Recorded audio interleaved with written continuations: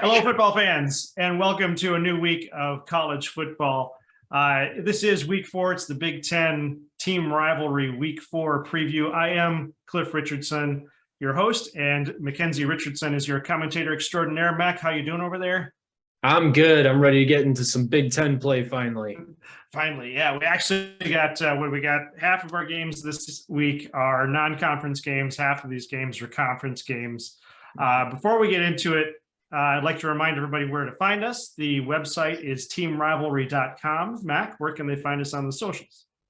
They can find us on Twitter at rivalry B1G, capital B, capital G. And then you can also find us here on YouTube. We've been seeing a lot of good traffic lately, which is super exciting. But don't forget to take an opportunity to go ahead and like this video, subscribe, ring the notification bell, pop in a few comments, tell us why our takes are some of the worst ever in college football history. It's all free, so there's really no reason for you to not do it. In fact, we'll be very mad at you if you don't. So you should probably just do it. It's like they say, anything free is worth saving up for. Yes. And a big thank you to everyone who has already subscribed. We appreciate it. We like every single subscription we get. So like I said, I didn't break the games up into divisions this time. We're just going to go in sort of kickoff order and then ranking order. First, though, new thing this week, I have a trivia question for you, Mac. And I didn't tell him what this is, so he doesn't know. I didn't even know we were doing a trivia question. Oh, we're doing a trivia question. I have a book. This book is just Michigan Wolverines. I will get books for other teams. I will find other trivia questions. I won't just keep everything Michigan. So you ready? All right, let's give it a shot. Okay. All right. Michigan defeated Purdue 28-0 on November 8th, 1975, marking the beginning of what stadium streak that is still going on today? Oh, the longest streak of 100,000 plus at Michigan Stadium. Ding, ding, ding. Hey, yes, all right. That's right, you win.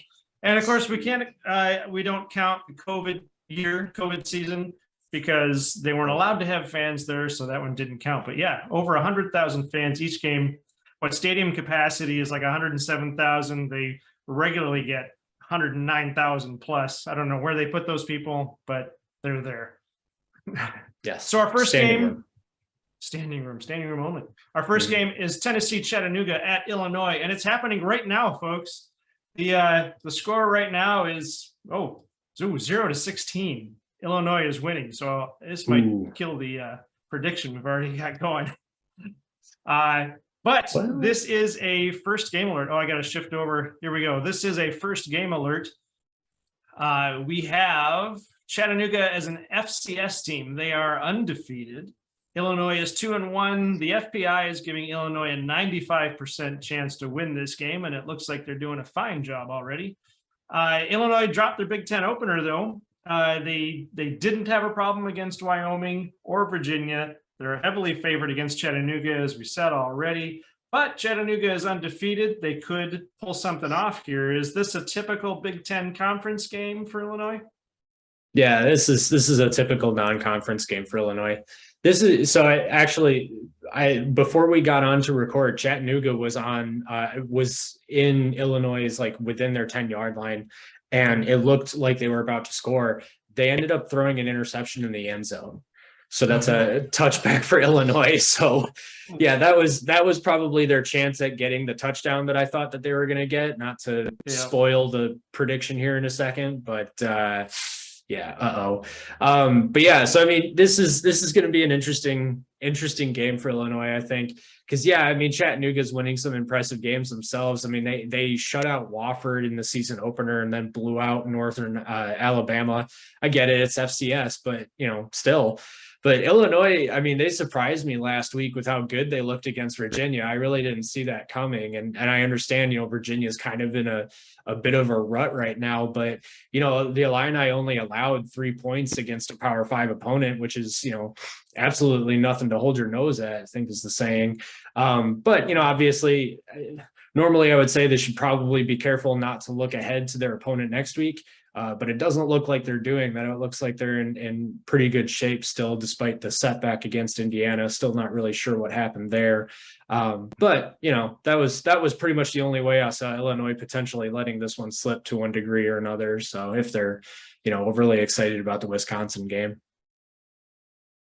Yeah, that could shake out in the second half sometimes. They get excited looking to the next game. They flub up the second half. Yeah, if they think they've got it in the bag. Right. What's your prediction for this game? Yeah, so the prediction was 40-7. So hopefully Chattanooga can grab something at some point. But man, Illinois' defense is looking good. Yeah, we're sitting at 17-0 Illinois right now. They're already in the second quarter. 9:14 left in the second quarter. Well into it too. And that game is today. So the rest of our games are on Saturday, and we are going to start at this is actually a night game, a 7:30 game. It's Florida Atlantic at Purdue. This is also a first game alert.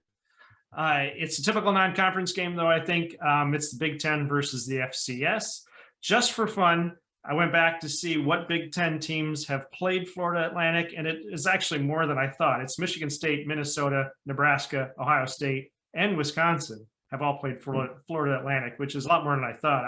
I remember Michigan State playing Florida Atlantic, but I don't remember anybody else playing them. At least I think it was Michigan State. I bring that up because there's nothing else to talk about here. Purdue walks away with the win, I think. You got anything to add to that? Yeah, no, I mean, Purdue's definitely the stronger team here. They're a bit dodgy on the ground, and just with the way that they lost to Syracuse that last week, they really weren't able to get a run game going. Definitely a dominant win here will help them a lot moving forward into Big Ten play because, I've got some questions about Purdue's defense at this point. And I think those will pretty much only be answered against a higher quality offense. So I guess we'll see. Yeah. And what's your prediction for this game? Purdue 41-14. I hit the wrong button. Sorry about that. Put out the reveal a little too fast. Thanks. Well, that's what happens. Moving on, we have Indiana at Cincinnati. This is at 3:30 on Saturday. It's the 16th meeting. Oh, my notes do not match the team or the page. It is the 16th meeting. Indiana leading this series 9-4-2. Cincinnati is coached by our old favorite Luke Fickell. Prior to last year, when the last time Michigan beat Ohio State was when Luke Fickell coached the team, and Luke Fickell coached the team as the interim because. Oh, you want me to pick that up? Jim Tressel got fired. Jim Tressel got fired. It was a strange day. For something that is completely and totally legal now. Right. Players getting paid. Who would have thought? And in fact, encouraged. Yeah. NIL, it's the new thing. What did they go that season? Didn't they? They did 6 and did 6. They have a winning season? 6-6. Yeah, all right. 6 and 6. Just barely. Mm-hmm. Which was odd. I guess there was Luke Fickell. Didn't seem like, I guess he got thrown into a pretty tough situation, but he was not having a good season. But Cincinnati now is a stand-up team. Mm-hmm. They're playoff run. Yeah, they're a pretty powerful team. So in this case, Indiana is undefeated. Cincinnati is 2-1 with a loss to Arkansas. Although they only lost by one score to Arkansas. With that one score, I think if they had beaten Arkansas, they'd be ranked right now. They're doing that well. I have to agree with the FPI on this one. I think Indiana is about to get smoked. What do you think? I've got these notes here for this game, but I feel like I kind of have to go off of them for a second. So if I start to stutter, I apologize. I'm interested in Indiana right now, just because I don't think that they have a good defense, but I think that their defense helped them win the Illinois game. Defense that definitely did not help them win the Western Kentucky game. That was all offense. So to me, it's like, I guess I haven't watched a lot of Cincinnati football this year. I really don't know where they're at. I know they've got a good record, and losing by one score on the road to an SEC team, like that's not a bad thing. I mean, not many teams can say that they did that. So to me, it's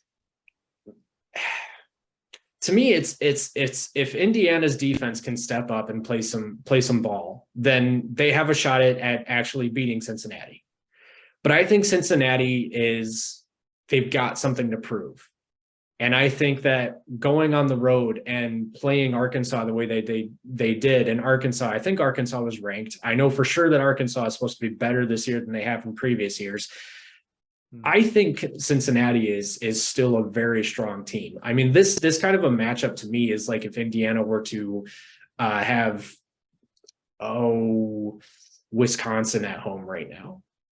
And that would be an interesting matchup to me right now, just to see if Cincinnati/Wisconsin could play a consistent 4 quarters against Indiana, and simply because I want to see how Indiana would respond.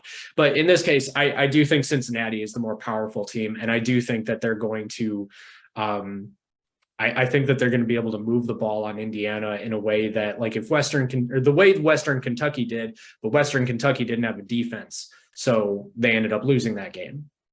I think Cincinnati doesn't lose this game. Yeah, I agree. I think this is going to be a tough road for Indiana on this one. What's your prediction? Cincinnati 41-20. Our next game, kicking off at 7 p.m. on Saturday, Iowa at Rutgers. This one poses some interesting questions from I guess from an historical point of view. This is really, it's only the third meeting between the two teams.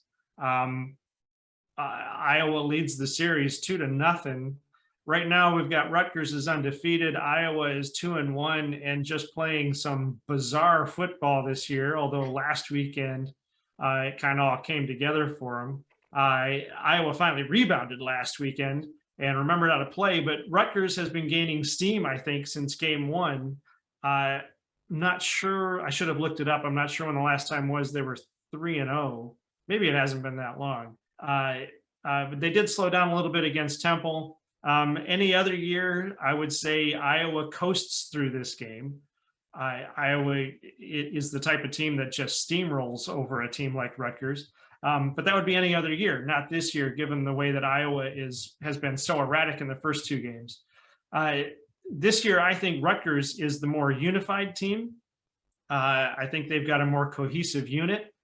Iowa is getting the benefit of the doubt, though, from the odds makers. I forgot my note there. They're getting the benefit of the doubt from the odds makers. I didn't look up what the FPI is, but I think Rutgers has a shot at this one, given how the team is unified. They're 3-0, and Iowa has fallen apart excepting last week.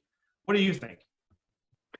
Yeah, so I'm inclined to agree. The FBI currently has Iowa with a 57% chance of winning. So yeah, only 57. So it's pretty tight. Yeah. So this is interesting then, because this is on the road at undefeated Rutgers. It's a night game, and Rutgers thinks that they have a shot at something interesting this year. So I mean, I get it. Yeah, Iowa finally remembered how to play offense, but when it comes to competent defenses, they have yet to show that they're really back on track. Rutgers, meanwhile, got caught looking ahead to this game when they played Temple.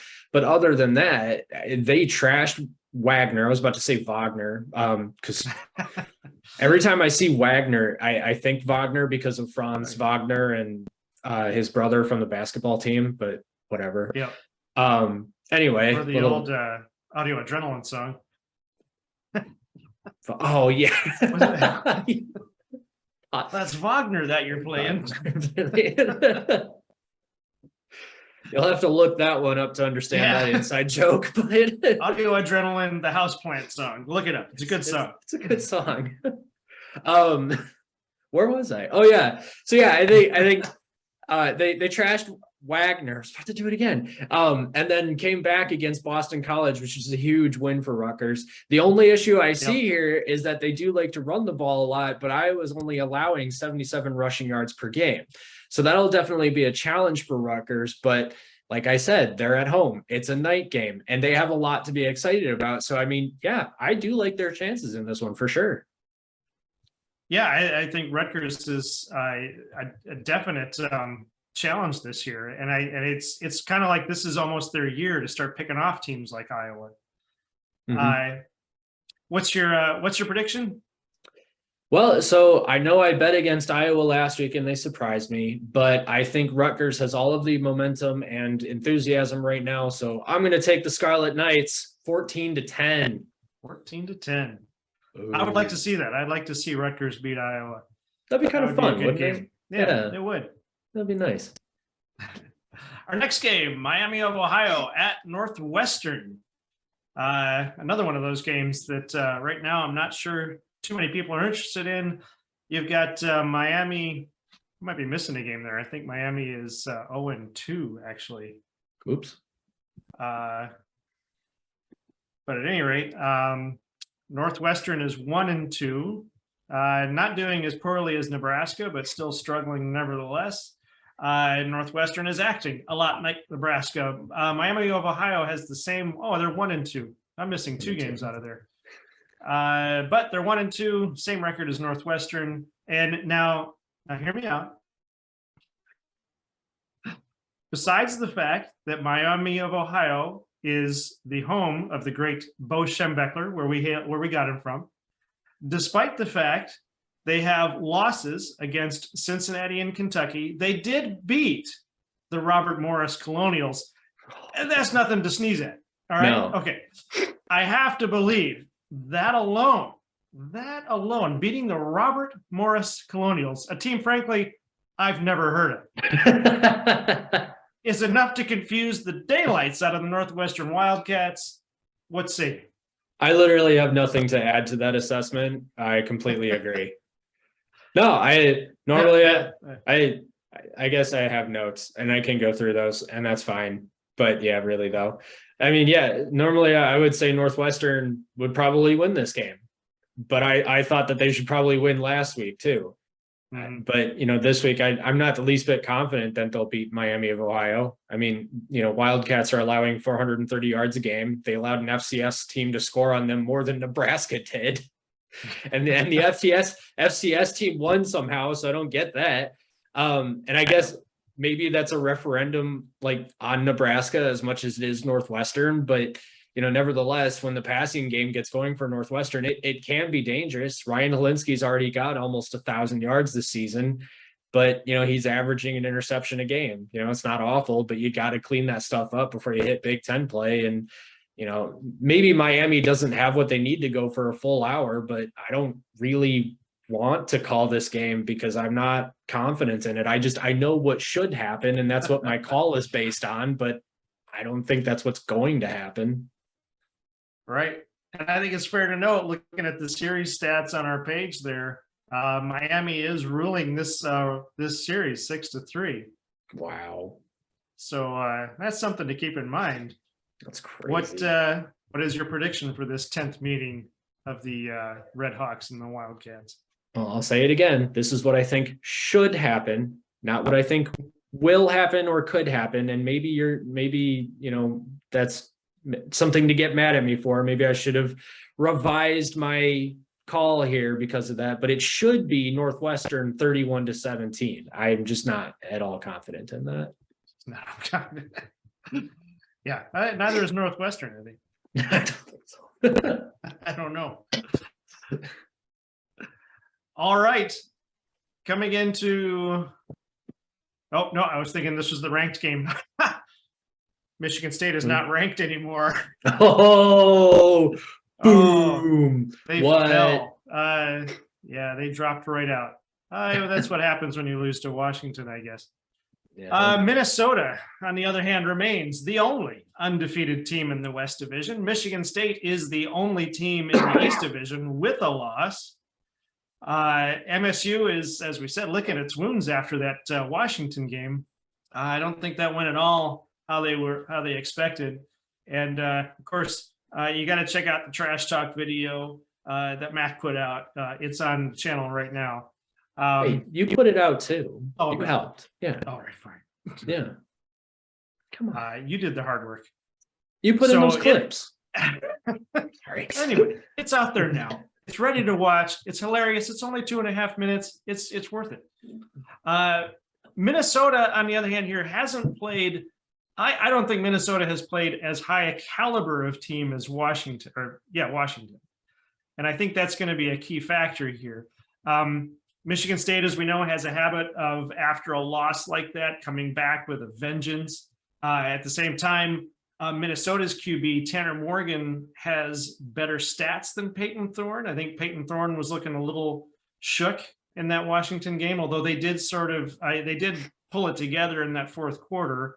Just wasn't enough to win the game. Minnesota as a team has better stats than MSU. Although maybe Minnesota, like you said, hasn't played an opponent on par with Washington, but I think Minnesota has a chance here to put MSU away. MSU is tough. They don't give up. We've seen them come back hard after a loss. Minnesota, on the other hand, and again, this is how it flips back and forth like a teeter-totter or a seesaw. Minnesota is hungry for that shot at the championship. They haven't had it yet. Can Michigan State recover, or will the Gophers row the boat right over the Spartans? Row the boat. That just stings, being a Western Michigan alum. Goodness gracious. Oh, yeah. Yeah. I mean, listen, I think Washington handed Minnesota a gift in the way that it exposed Michigan State's secondary. I mean, no, Minnesota obviously hasn't faced a team as tough as MSU just yet. But, Michigan State struggled against Western Michigan. They lost to Washington in a game that wasn't nearly as close as the score suggests. And, even against Akron, Peyton Thorne had 2 interceptions and no touchdowns. So Michigan State's not really doing anything consistently well right now, except for limiting opposing rushing yards. And even Washington, for as well as their offense moved the ball, only averaged 2.9 yards per rush. So that's definitely a good thing for the Spartans. But the problem was that Michigan State averaged 1.4 yards per carry. So, Minnesota has the benefit of playing the weaker opponents so far, but they've destroyed all of them. Whereas Michigan State has had inconsistent game after inconsistent game and a straight up atrocious secondary. So, I mean, I really do like the Gophers' chances in this one. Yeah, I think they've got, just like Rutgers, they've got a real shot here this year. What is your prediction for this game? I think Minnesota is actually catching Michigan State at the exact right time. So I'm taking the Gophers 38-28. All right. Our next game. Now we're getting into the ranked games. This is Central Michigan at Penn State. Of course, when I say ranked, I mean one of the teams is ranked. This is, again, the Big Ten versus the MAC. Central Michigan, okay, here's some cool stats on this game, though. Aside from the fact that it's only their second meeting, Central Michigan did put up 44 points on number 12 Oklahoma State. Penn State, on the other hand, is averaging 40 points a game. Penn State is 3-0. Central Michigan is 1-2. I think Penn State wins this game, but doesn't do as well as they did against Auburn. And the only reason I'm saying that is because of the fact that CMU put up 44 points on a team ranked higher than Penn State. So I could be way off on this one, but what do you think? You think the Chippewas have a chance to do anything to Penn State, or is this just a solid Penn State win? I mean, I honestly, I didn't think that Penn State's defense would be able to shut down Auburn as well as they did. And the interesting thing is that it's like you said, Central has been putting up some points against good defenses. Well, and I should say, like, Oklahoma State's got a first-year defensive coordinator because Jim Knowles went to the Buckeyes this year. But I mean, still, that's a good team. That's a ranked opponent that they put 44 points up on. So they've clearly got some firepower on offense, even if Oklahoma State's defense is a bit overrated right now. Penn State is, I think, a lot more of an established team right now, and probably more so than I thought they were after the Purdue game. I think they're going to be in control of this one from start to finish, even if Central maybe does expose some issues with Penn State's passing defense. It'll be interesting to see. Yeah, I mean, Central does have a habit of tearing up the MAC.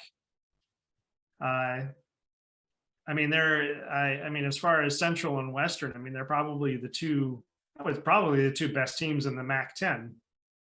At least probably two of the strongest.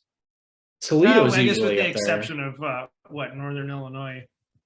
Well, Northern Illinois has fallen off quite a bit. It's usually Toledo, and then for whatever reason, Ball State, I think last year was actually pretty decent as well. All right. But yeah. What's your prediction for this game? This one, I've got Penn State laying it on Central 51-17. All right. Mm-hmm. Our next game, the big one here, well, the big one for us, Maryland at Michigan.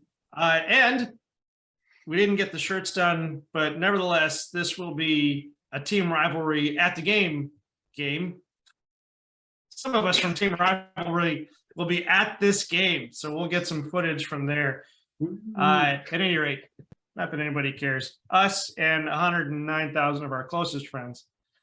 Michigan is scoring better than 50 points per game, which I looked up. They didn't even do that in '97 when they won the championship. They came close to this in 2016 when they averaged 53 points a game. Yeah, they averaged 53 points a game. Did I say they have actually scored 50 points or more in every game this season. Mm-hmm. In 2016, they averaged 53 with a 63, 51, and 45. Michigan has only allowed a total of 17 points in 3 games. That's 26 less than Ohio State, 35 less than Michigan State. Maryland is also undefeated. They've faced the same caliber of teams, really, but not with the same control that Michigan has. They've dominated, but they haven't dominated in the same way that Michigan has at that level. I think this game will be the first semi-challenging game that Michigan will play. Maryland is definitely better than the non-conference teams that Michigan has played. Tagovailoa, stats-wise, is, I think, and maybe there's some real gradation here that I'm missing, but it seems like he's pretty much on the same tier as J.J. McCarthy, or at least very close. So I think at that point, the rest of the team really ends up making the difference. Who's got the better backing, Tagovailoa or McCarthy? This is game 11 between Michigan and Maryland. And Maryland has only beaten Michigan once. That was during the Hoke years when we thought we had some hope, and it turns out we didn't. Michigan is trying to hold off. Michigan's trying to hold on to this number 4 position so they can get into the playoffs. Obviously, the playoffs are quite a ways away, but they've got to win every game to get there. What do they need to do for this to be a convincing win? And I say that because I feel like, and again, it doesn't matter for me, but again, it's no game is a gimme, but I feel like Michigan will handily win this game. But what do they need to do to make it a convincing win to maintain that number 4 position? Yeah, I mean, they're going to need to slow down Tagovailoa. He's already got almost 900 yards passing through the air with 6 touchdowns. I mean, Maryland's passing offense is currently tied for 20th in the nation with 310 yards per game, which is really great for the Terps right now. They're also rushing for almost 200 yards per game. So really, this is the most complete Maryland offense that I think we've seen since they joined the Big Ten, and certainly the best Michigan will have faced so far this season. But it's clear that Tagovailoa is the catalyst for the Terps' success on offense. So you got to slow him down or force some errant passes. And I think Michigan's got a great shot at opening this one up early and quickly, because Maryland, I just don't think that they have enough on offense to slow down, enough on defense to slow down Michigan's plethora of weapons. They have a plethora of weapons. Plethora. What's your prediction for this game? Maryland will make it an interesting first half, but I've got Michigan pulling away in the end, 45-21. All right. Our last game for the night, our old foes. We've got Wisconsin at Ohio State. Now, okay. This is actually, okay, so a few things to headline this. This is actually our oldest rivalry this weekend. As you can see, it's the 85th meeting in a rivalry that doesn't have a trophy. Ohio State leads it 61-18 with 5 ties. Wisconsin had a massive turnaround last weekend. Ohio State, I mean, they seemed sluggish against Toledo in the first half, but of course they did what they always do, and they gained steam until they're just steamrolling the end of the ground. They completely upend their opponents. It looks like I gotta hit my notes real fast here. I feel like the Buckeyes are going to bury the Badgers. I'm honestly not sure the Badgers will even score a field goal in the first 3 quarters of this game. What do you think? So, excuse me, I actually think that there's 2 things that could happen. So either Ohio State has this wrapped up by the 3rd quarter, or it goes into the 4th quarter, a 1-score game. The reason I say that is because, yeah, Wisconsin lost to Washington State at home. So, the offense has some trouble against good defenses. But the reason I think it could be close is because I don't actually know how good Ohio State's defense is. So they've actually gotten progressively worse through the first 3 games. I mean, yeah, they held Notre Dame to 10 points, but we all saw Notre Dame collapse against Marshall. They allowed 12 points to FCS Arkansas State, but those drives were interesting because Arkansas State was moving the ball well. And then Toledo had by far the most success by slinging the ball around. And get this, the Rockets had 2 touchdown passes, right? One for 40 yards and the other one was for 50. So they burned Ohio State's secondary twice. They averaged 8 yards per pass. And obviously Ohio State's offense looked amazing against the weak defense. And that's fine. And they look, progressively better through the first 3 weeks as well. But Wisconsin is going to be by far the best, most complete team they've faced yet by a huge margin. So it's going to be an interesting matchup. And a lot of people are saying Ohio State's going to run away with it. I think they should, but I see a big reason why they might not.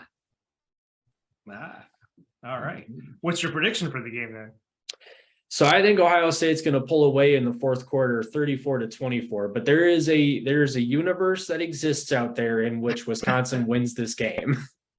Well, yeah, 34-24. That's not even much of a stretch. That's within a margin of error for these teams. Yeah. All right. Well, that is going to week 2 preview. Get that off of there. Whoops. Whoop. Oh, I closed the whole thing down. That is going to do it for us tonight. We're running out of time. We're using the free Zoom calls, so we're going to close this up. Thank you very much for watching until the end. If you guys have a prediction, leave it in the comments. Mac loves it when you challenge his predictions. Anything else you want to add to that, Mac? No, you're probably wrong if you challenge me. So probably just don't do that. Fair enough. No, leave a comment though. Oh yeah, leave a comment. But don't challenge me. All right. Have a great Saturday. Enjoy some football. And this is Team Rivalry.